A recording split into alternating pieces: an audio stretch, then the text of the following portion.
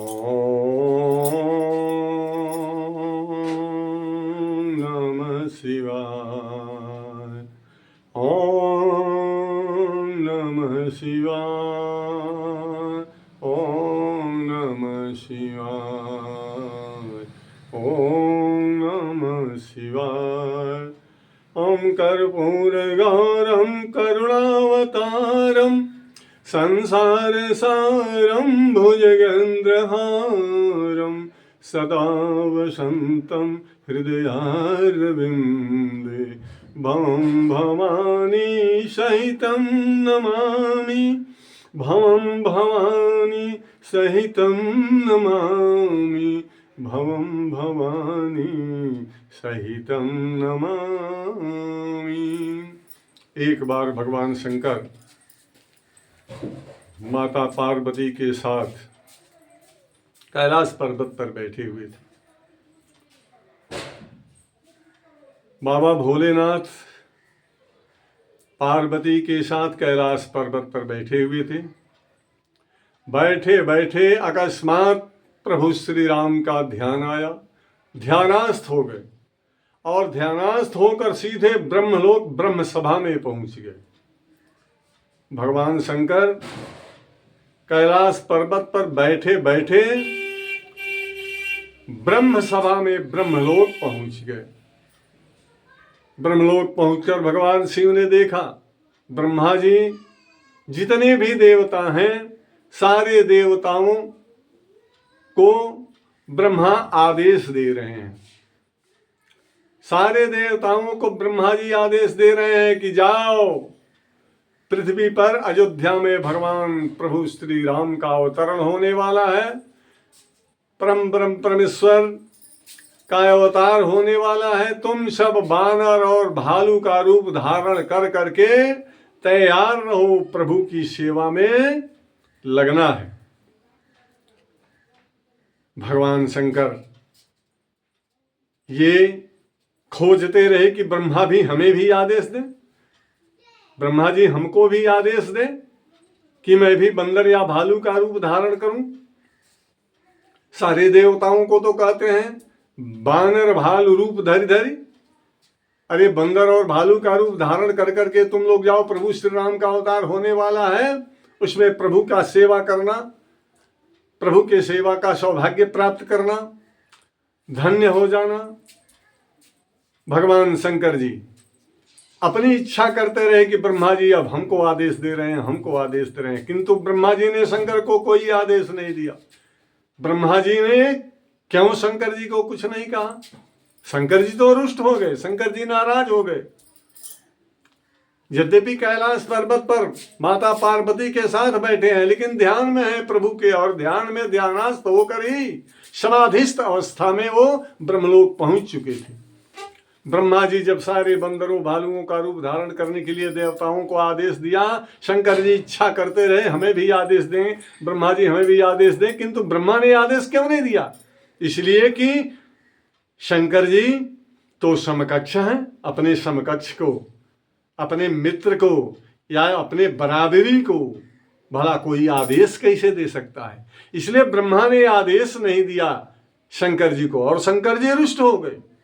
शंकर जी रुष्ट हो गए, क्रोधित हो गए, और रुष्टावस्था में ही एकाएक पुनः कैलाश पर्वत पर लौट गए और रोमांच हो गया। तो गुस्से में थे, रोमांचित हो गए, हाँ हाँ हाँ करने लगे। तो फिर माता पार्वती ने पूछा, स्वामी यह क्या है, यह क्या, ये क्या कर रहे हैं आप? कहा, पार्वती यद्यपि हम अभी ब्रह्मलोक से आ रहे हैं। कहा, आप तो यहाँ बैठे हुए हैं, अभी हमारे सामने बैठे हुए, ब्रह्मलोक से कैसे आका? मैं तो बैठे बैठे ब्रह्मलोक चला गया था और देखा ब्रह्मा जी सारे देवताओं को बंदरों भालुओं का रूप धारण कर करके कहते हैं कि पृथ्वी पर जाओ, प्रभु का अवतरण होने वाला है, प्रभु का अवतार होने वाला है, तुम सब उनकी सेवा का लाभ प्राप्त करो। मैंने सोचा हमें भी ब्रह्मा जी आदेश देंगे, लेकिन हमें कोई आदेश नहीं दिया ब्रह्मा ने। माता पार्वती ने कहा, स्वामी भला आपको ब्रह्मा जी कैसे आदेश दें? अरे वो सृष्टि करता है तो आप संहार करता है, वो सृष्टि कारक हैं, आप संहार कारक हैं। आपको आदेश इसलिए नहीं दिए होंगे कि आपको आदेश वो कैसे दे सकते हैं।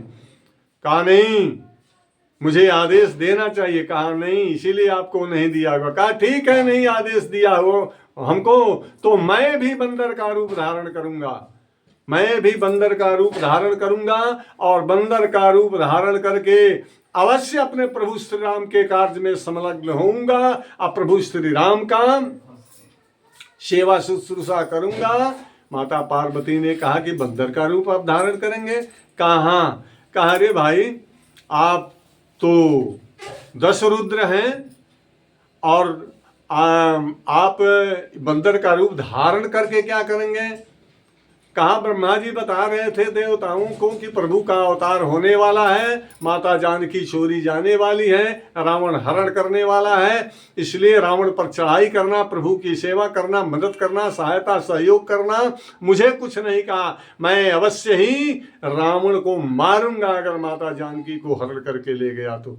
कहा आप कैसे मारेंगे रावण को? रावण तो आपका परम भक्त है प्रभु स्वामी, रावण तो आप ही का भक्त है, आप उसे कैसे मार सकते हैं? और फिर उसके 10 मस्तक हैं और आपका 10 रुद्र हैं, तो आप 10 रुद्र को एक एक अपना मस्तक काट करके वो अर्पित कर चुका है। अपना मस्तक काट कर आपके 10 रुद्र स्वरूप को वो चढ़ा देता है। आप भला उसे कैसे मार सकते हैं और उसे कैसे कुछ क्षति पहुंचा सकते हैं? कहा 10 ही मस्तक है ना उसके और 10 रुद्र रूप है हमारा। कहा तो फिर 10 रुद्रों को प्रसन्न करने के लिए 10 मस्तक काट कर एक एक मस्तक चढ़ा देता है। माता ने कहा हाँ।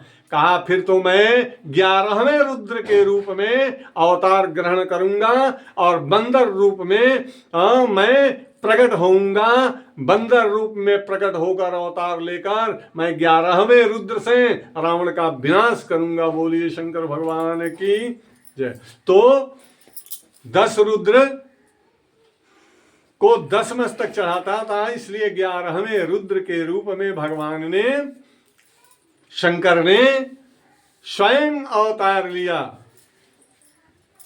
और क्यों बंदर रूप में ही अवतार लिया? क्योंकि भगवान ब्रह्मा बानर और भालू का रूप धारण कर करके देवताओं को प्रभु की सेवा करने का आदेश दे रहे थे, प्रभु का सहायता सहयोग करने का आदेश दे रहे थे। इसलिए शंकर जी ने सोचा कि मैं भी बंदर रूप ही बनाऊंगा। लेकिन जही शरीर रति राम सो, हनुमान है कौन? हनुमान जी कौन है? साक्षात शंकर हैं। साक्षात शंकर के 11वें रुद्र के रूप में हनुमंत अनंत बलवंत संत श्री हनुमंत लाल जी महाराज हैं, जो 11वें रुद्र के रूप में अवतार लिए और रावण का विनाश किया, प्रभु श्री राम की सहायता की और उनसे वरदान मांगा। माता जानकी से अजर अमर गुण निधि सुत होहु का वरदान पाया और धन्य हो गए हनुमंत लाल। साक्षात शंकर हैं हनुमान के रूप में। तो क्यों बंदर रूप धारण किया? जही शरीर रति राम सो, सोई आदर ही सुजान। जही शरीर रति राम सो, सोई आदर ही सुजान। अरुद्र देह तजने बसो, हरते भे हनुमान।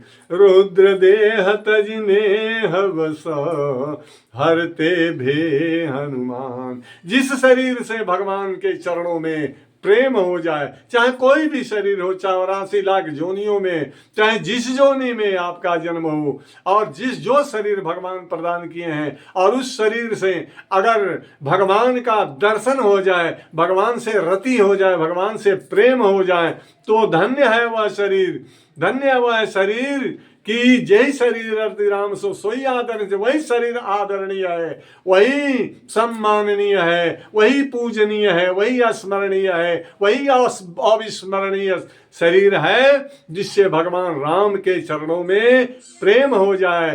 क्योंकि हाथी को तो भगवान श्री कृष्ण के चरणों में प्रेम था, वो तो गजरूप में था गजराज। तो जिस शरीर से भगवान के चरणों में अनुरक्ति हो जाए, प्रेम हो जाए, वही आदरणीय होता है। इसलिए रुद्र रूप तज नेह बसो, प्रेम बस भगवान राम से प्रेम बस शंकर जी। रुद्र देह तज नेह बसो, हरते भे हनुमान। रुद्र का रूप त्याग कर और भगवान शंकर हरते भे हनुमान, शंकर से हनुमान का रूप धारण कर लिए। बोलिए शंकर भगवान की जय, हनुमंत लाल जी महाराज की जय।